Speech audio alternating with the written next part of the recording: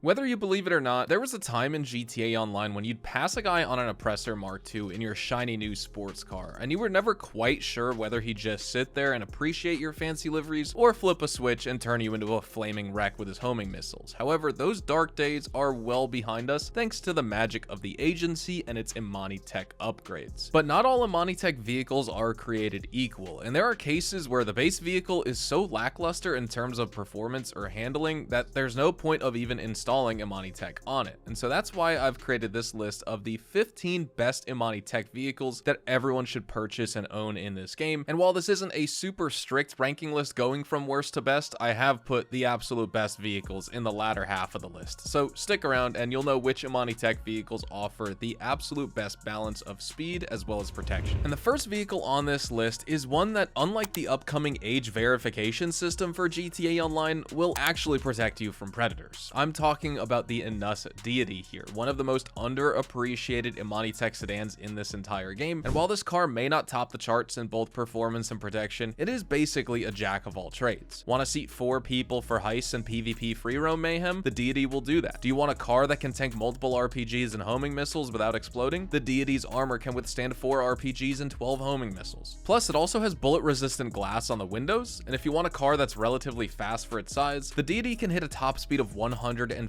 miles an hour and will run a decently fast lap, making it faster than most armored vehicles in the game. Want access to the full spectrum of Imani tech capabilities? Not only does the Deity support a missile lock-on jammer, armor panels, and a remote control unit, but it's also weaponized with onboard machine guns, and it can also mount proximity mines so you can deliver a nasty surprise to anyone chasing you on the road. Number 2 is the dewbauchee Champion. This is the car that you drive in part 1 of the VIP contract finale, where you rescue Dr. Dre from Johnny's thugs at the recording studio. And even in its stock configuration during that mission, you get the feeling that this car is really fast, but once you install some performance upgrades, it's going to push it right up to 125 miles an hour and will run circles around most armored vehicles because it also has incredible grip. With add-on armor plating, the dewbauchee Champion can tank 4 RPGs and 12 homing missiles, the standard for any Imani tech armored car that has an internal combustion engine. But the reason I like this car so much is A, its speed, and B, its design. I mean, it's based on the Aston Martin Victor, which gives you a very unique muscly kind of look, especially for an Aston Martin vehicle, despite this being a V12 supercar. And just like the Deity, this car comes standard with bullet resistant windows as well as the option to mount machine guns on it. The only drawback here is the $3.7 million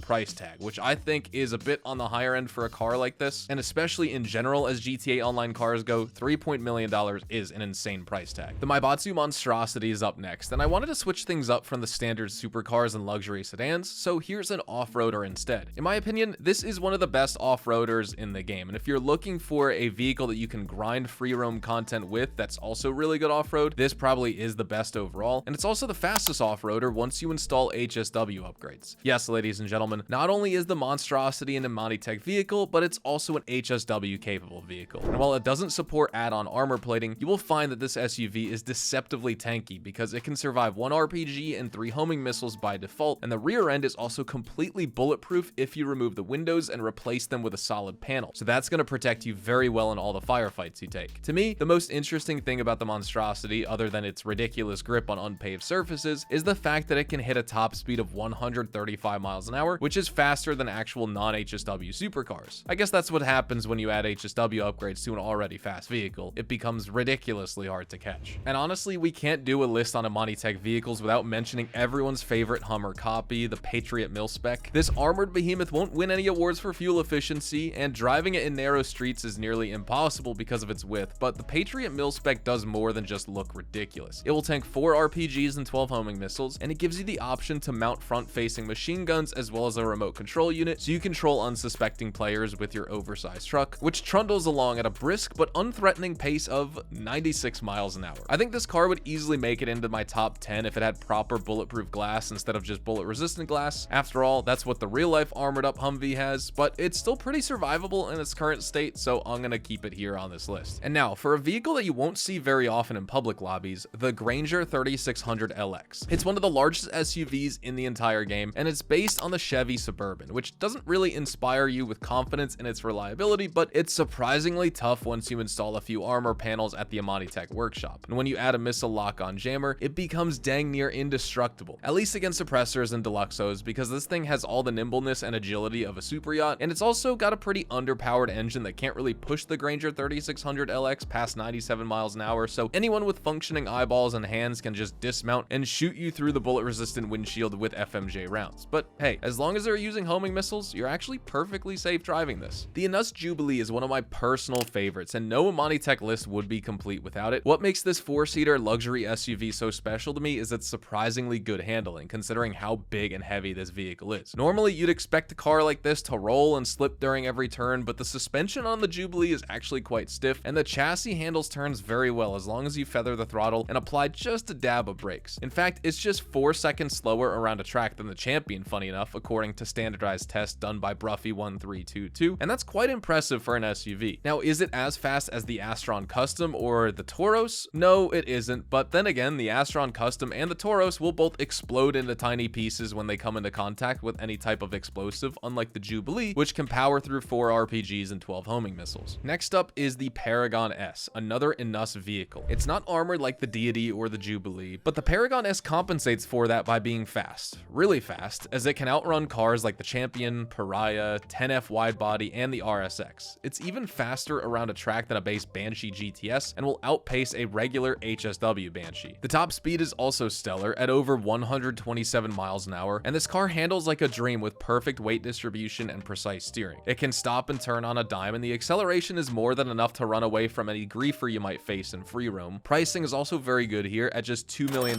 for the car, which can then be upgraded with a missile lock-on jammer, and it also supports a ton of interior as well as body modifications and customization options. The Canis Terminus is one of the sexiest off-roaders in the game, as it's based on a Jeep Wrangler Rubicon, and I love the styling of this vehicle with its more squarish wide wheel arches and the massive 40-inch off-road tires. It isn't the absolute best off-roader in the game, but it's definitely up there with the best, and while other options like the Draugr or Camacho are going to give you overall better off-road performance at a lower price, the Terminus will keep you protected from enemies who might launch an RPG or two at you while you're trying to climb up Mount Chiliad, and that's definitely where the strong suit of this vehicle lies. We're in the top 7 now, and these are going to be the vehicles that are simply just too good to ignore here, starting with the Omnis EGT. It costs $1.8 million and doesn't have bullet-resistant windows like some of the other Imani Tech vehicles on my list. However, it does offer really good benefits that you won't find on other vehicles. The biggest advantage by far is its insane explosive resistance. See, the Omnis EGT can tank 12 homing missiles, same as every other Imani Tech car once you install the armor plating, but it can also tank 12 RPGs, which is really weird because RPGs do 3 times the explosive damage as homing missiles. That's why every other Imani Tech car blows up after being hit with 4 RPGs, but the EGT can eat up to 12 of these. And you'll find that this is a recurring theme with all electric Imani Tech armored cars. There's just something about the battery-powered drivetrain which makes the EVs more durable against explosives than cars with internal combustion engines and gas tanks. Like for example here, the Buffalo STX, the next vehicle on my list. This is an internal combustion engine powered muscle car, which means it can tank only 4 RPGs, still a very good amount for something that isn't a Night Shark or APC, but with enough persistence, a griefer can end up blowing you up if you stick around and fight instead of driving away. I actually really like the STX a lot, and I think it's more fun to drive than pretty much every other Imani Tech muscle car. I think it sounds great, looks great, handles incredibly well for being such a high torque rear wheel drive car, and it's faster around the track than the Omnis EGT, which we just talked about, and that's no small feat given the excellent handling of the EGT. And while you do sacrifice some good explosive resistance with the STX, you gain the ability to add front mounted machine guns, and you also gain bullet resistant windows, so unless the enemy is firing FMJ rounds, they'll have to track you and shoot your windows several times before your head is exposed. The Grotti Stinger TT takes things one step further by being the second fastest land vehicle in the game, as once you add HSW upgrades, this car will hit a blisteringly fast 168 miles an hour, the same as a Sparrow helicopter. Of course, the Sparrow is going to be much faster for getting around the map overall since you don't have to deal with roads and can just fly in a straight line, but the Stinger TT is still going to get you around the map super fast for your security contracts, payphone hits, heist setups, business resupplies, whatever it is that you're doing. And in public lobbies, this thing is a monster, as it will shrug off multiple RPGs and homing missile strikes once you install that Imani Tech armor plating. It also accepts a missile lock-on jammer, so as long as you maintain a certain distance from your attackers, they can't even dream of hitting you with how fast you're traveling. And now, let's switch things up with an old workhorse that makes it into my top 4 simply because of its value proposition. The Duke of Death was already one of the better armored cars before it got the Imani Tech update, but now it's tier 1 material with that lock-on jammer. And while it doesn't accept armor plating upgrades, you don't need any, as this car is bulletproof by default, and it can also tank up to 3 RPGs or 9 homing missiles. 20 25% worse than regular Imani Tech armored cars in terms of explosive resistance, but remember, you're getting this thing for absolutely free on Warstock Cash and Carry, and it's fully bulletproof, none of the bullet resistant nonsense. There are a couple of openings up front, especially on the driver's side window, that will expose you, but other than that, the Duke is perfectly sealed and impervious to small arms fire from basically every other direction. And it supports missile lock-on jammers, so in practice, it might actually be more tanky than Imani Tech cars like the Jubilee or Deity because it has slightly worse explosive resistance, but higher bullet resistance, and it's also faster than you think with a top speed of 114.5 miles an hour. My next pick is a bit controversial here, as this vehicle doesn't have armor of any kind, and it will buck you off like an angry horse if you so much as hit a speed bump at the wrong angle, but I'd be lying if I said the hakuchou drag isn't the fastest land vehicle in the game. While its top speed is technically the 7th highest at 157 miles an hour, in practice, because of how easy it is to cut through traffic, with this being a bike and all, and the insane acceleration that it has, there is no better vehicle for time trials, races, or just going from point A to point B on the map. And in some missions, I actually prefer using the hakuchou drag over armored cars because I know I can get in and out way faster with this vehicle than any car I'd use, and I'm not looking to get stuck in a prolonged gunfight sometimes. I use it often for bail office bounties, the Oscar Guzman prep missions, and missions that simply don't allow me to use weaponized vehicles like my Sparrow or Oppressor Mark II. And now, after the Money Fronts update, the drag has become even better because you can install an Imani Tech missile lock-on jammer, making it a super viable option for public lobbies. Number 2 on my list is the Ocelot Virtue, and this is also an electric Imani Tech vehicle, which means it can tank 12 RPGs and 12 homing missiles, but what makes it special is the fact that you can get it for free just by completing the Los Santos Drug Wars DLC questline, and the face-melting acceleration that will put most other supercars to shame. In fact, the handling and acceleration on this car is so good that it's one of the select few vehicles that can complete Bruffy 1322's test circuit in under 1 minute. This puts it right on par with cars like the Thrax, Wagner, and Lampadati Tygon, all of which are tier 1 racing machines. But the Virtue isn't just a racing machine, it's also a tank, and also one that you can get for $0 when you complete the last dose missions, which is why this vehicle is a must-have in my opinion. And now wrapping up with the final vehicle on today's list, we've got the Buffalo EVX. It's essentially a Buffalo STX with an electric drivetrain swap, and while the two are functionally similar, the EVX sacrifices those bullet-resistant windows in exchange for added explosive resistance. It can also equip HSW upgrades like the Stinger TT, which gives it an incredible 144 mile an hour top speed, making it one of the fastest cars in the game. The lap time suffers heavily due to its slippery wheels and subpar cornering capabilities, I'll be honest, but the EVX isn't a track machine, nor is it supposed to be used that way. Instead, think of it as a really fast tank that can get in and out of trouble really fast and take lots of punishment before its armor fails. Sure, you can use it to travel the freeways really fast if you want, and it's not a bad grinding vehicle, but the EVX is going to really shine in terms of versatility. It can put down a decent lap time, not the best, but decent and sufficient, and it can also outrun oppressors without breaking a sweat while swatting away their missiles with its lock-on jammer. If someone tries to ambush you with an RPG, no problem. Just mash the throttle and fly away at 144 miles an hour. Honestly, you could replace this car with a Virtue if you want that superior handling and acceleration, but I think the EVX also has its place in the Imani Tech hierarchy, and that place is going to be very near or at the very top. There you have it. These are going to be my top 15 picks for must-buy Imani Tech vehicles in 2025, and I tried to keep things interesting by throwing in some off-roaders, SUVs, and heck, even a bike. I think all of these vehicles will end up fulfilling different requirements for different players, and each one is certainly going to end up bringing something unique to the table, whether it's value for money, sheer tankiness, or chart-topping speed, but feel free to let me know which Imani Tech vehicle you like most and why. Anyways, thank you guys so much for watching. Drop a like if you guys enjoyed today's video, and subscribe to the channel if you want to see more GTA Online content like this. Check me out over on Twitch, Twitter, and Instagram, specifically twitch.tv/hazardoushtv for GTA Online money grinding live streams, and I will see you guys in the next GTA 5 online video. Adios, amigos.